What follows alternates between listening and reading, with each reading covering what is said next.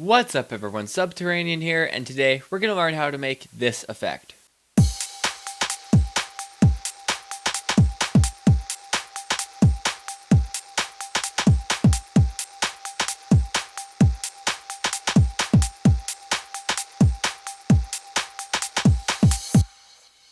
This is a very unique type of sound effect, usually meant to go more in the background of songs rather than being brought to the forefront. It can add a lot of nice low fidelity grit to your songs, and it works well in future garage songs in the style of artists like Burial. So, we're going to delete the original track, and we're going to open up a fresh MIDI track, and we'll drag on a vinyl distortion, which is one of the stock effects in Ableton.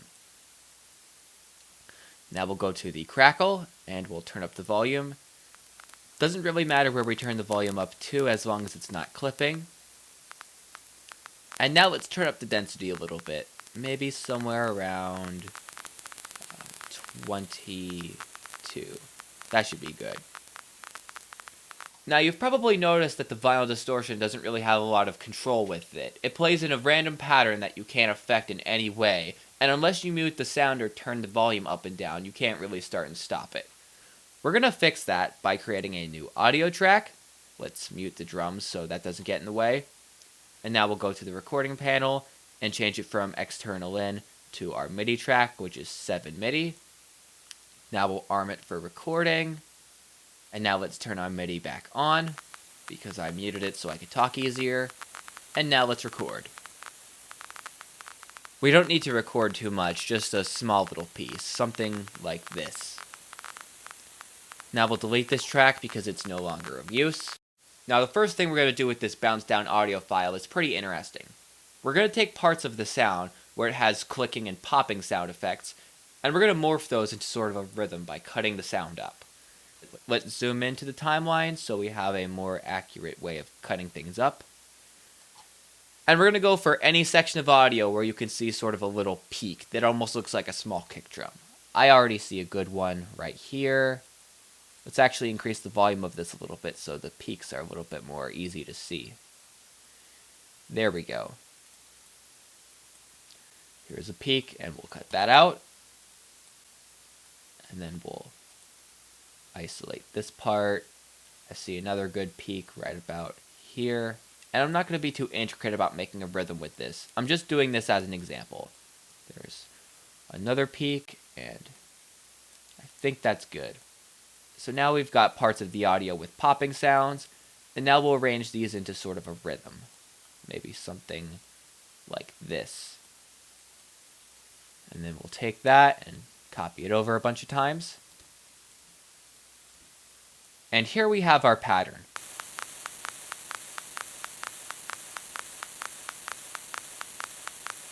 Pretty repetitive and not very creative, but this is just for example.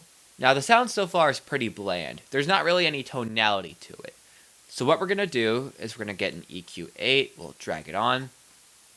And what we're going to do with the EQ8 is we're going to add a lot of tonality to the sound by taking an EQ band and increasing the gain of it a lot so it takes on a certain type of tone.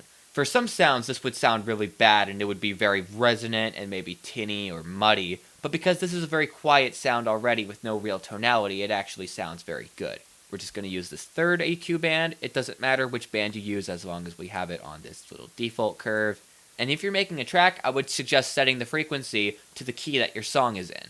We're going to assume the song we're making is in the key of G, so I'm going to set the frequency to be 783.99, which in musical notes would translate to a G5. In the description box below, we'll have a link to a page where you can see various musical notes and what the frequency of those would translate to. So now we're going to play our sound, and we'll adjust the gain and see if we get a good sound out of it.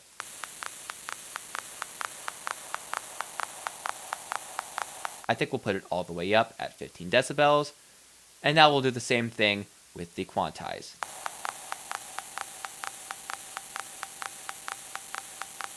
Something nice and tight at about 5.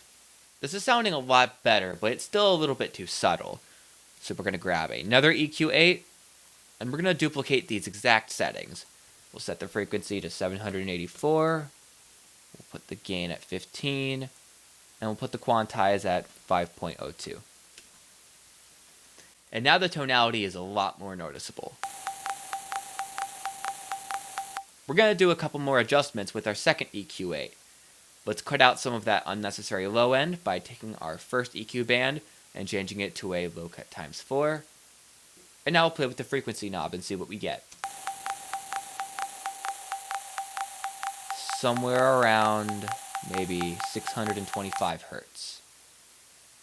And we'll do the same thing by cutting out some of the highs. Depending on what kind of song you're making, you may or may not want to do this, but for garage tracks, which are supposed to have more of a mid-range sound with not as many highs, I like to do this. So we'll take this EQ curve, change it to a high cut times 4, and once again, let's tweak the frequency knob. Maybe somewhere around 6 kilohertz. And I think we'll leave the quantize for both of these EQ bands at the default. They sound really good the way they are. Now we're going to add on a multi-band dynamics. We'll use the OTT preset. And if we play the sound with the OTT as it is, it sounds too overly compressed and a little too cavernous.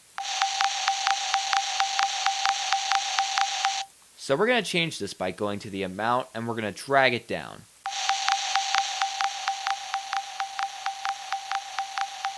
Maybe somewhere around 45%. It's bringing out some more mids in the sound, but it's not compressing them too much. And for our last effect, we're going to add on a reverb. And like always, we'll turn on low cut and leave high cut on. And then maybe make a curve something like this. We'll turn off the chorus. And now let's play with the decay time and see if we get a sound we like. Not too much, maybe somewhere around 2 seconds, 1.92. And now we'll do the same thing with the dry wet.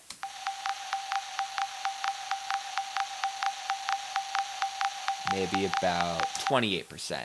And there we have our sound. So that was my tutorial. I hope you enjoyed it. In the description box below, we'll have a link where you can download the full Ableton project file, as well as that page about frequencies translating to keys, which I mentioned earlier. Please like this video and leave a comment as it really helps us out. And please subscribe to our channel if you haven't already.